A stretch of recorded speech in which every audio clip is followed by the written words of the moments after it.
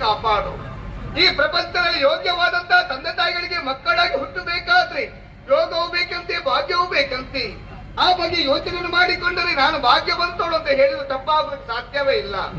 ಕಶ್ಯಪ ಬ್ರಹ್ಮ ಹಾಗೂ ದಿತಿದೇವಿಯ ದಾಂಪತ್ಯ ಇರುವಂತ ಬಳ್ಳಿಯಲ್ಲಿ ಅರಳಿದ ಹೂ ನಾನು, ಹುಟ್ಟಿರುವಂತ ನನಗೆ ಮಾಲಿನಿ ಎಂಬುದೇ ಸುರನಿಟ್ಟವರಿದ್ದಾರೆ. ಯಾವುದಕ್ಕೆ ಒಂದು ರೀತಿಯ ಕೊರತೆಯನ್ನು ಮಾಡಲಿಲ್ಲ. ಯಾವಾಗಲೂ ಅಮ್ಮನ ಬಳಿಗೆ ಹೋಗುವಂತಹ ಸಂದರ್ಭ ಪ್ರೀತಿನ ಎತ್ತಿಕೊಂಡು ಮುದ್ದಿಸುತ್ತಾ ಇದ್ದವರು ಇಂದು ಅಂತಃಪುರವನ್ನು ಸೇರಿಕೊಂಡು ಕಣ್ಣೀರನ್ನು ಸುರಿಸುತ್ತಾ ಇದ್ರು. ಯಾಕಮ್ಮ ಕಣ್ಣೀರು ಎಂಬುದು ಅಮ್ಮಲ್ಲಿ ಕೇಳಿಕೊಂಡಾಗ ಅಮ್ಮ ಹೇಳಿದ ಮಾತನ್ನು ಕೇಳಿದ ಕೂಡಲೇ ದೊಡ್ಡ ಪರ್ವತವೇ ತಲೆ ಮೇಲೆ ಬಿದ್ದ ಹಾಗೆ ಅನುಭವವಾಗಿ ಹೋಯಿತು ನನಗೆ. ಮಗಳೇ, ನಿನ್ನ ಅಣ್ಣಂದಿರನ್ನು ಸುರಲೋಕರು ಪಡೆಯುವಂತ ಉದ್ದೇಶವನ್ನು ಇರಿಸಿಕೊಂಡು ದೇವಲೋಕನ ಕಡೆಗೆ ಕಳುಹಿಸಿಕೊಟ್ಟರೆ ಸುಮನಸರು ಮೋಸದಿನ ಕೊಂದಿದ್ದಾರೆ ಎಂಬುದೇ ಹೇಳಿದ್ರು.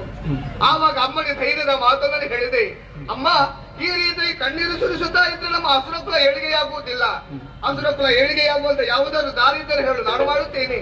ಈ ರೀತಿ ಕೇಳಿಕೊಂಡಾಗ ಅಮ್ಮಒಂದು ದಾರಿಯನ್ನು ಸೂಚಿಸಿದ್ದಾರೆ. ನೇರವಾಗಿ ಅರಣ್ಯವನ್ನು ಸೇರಿಕೋ ಕಂದ.